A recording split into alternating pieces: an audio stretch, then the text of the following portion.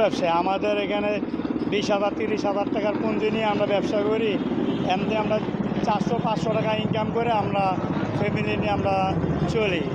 এখন এই যে আমাদের মালগুলো নষ্ট হয়ে গেছে এখন আমাদের আবার নতুন করে কিস্তিতে টাকা উঠাইতে হবে।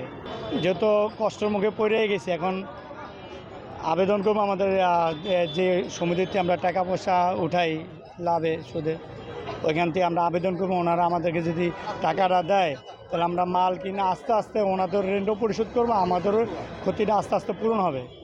জুলুম আমগোপুরেই চলে, অন্য কোনো জায়গায় চলে না। অনেক ভালো ভালো মধ্যবিত্ত লোকেরাও আমাদেরকে দেখা হেরাও আম করে খেলা করে। তো আমরা যদি সরকার যদি আমাকে কিছু কোনো পদক্ষেপ না নেয়, তা আমরা যত দোকানদার আছি আমরা আন্দোলন তৈরি করবো, আমরা মাঠে নামবো প্রয়োজনে। আরও যদি এরকম কিছু করতেই থাকে তো প্রয়োজনে আমরা শাহবাগে যাবো, সব দোকানদার লইয়া আমরা আন্দোলন সামনে আমরা আগামো। সবাই সবার অধিকার চাই, তো আমরাও অধিকার চাই।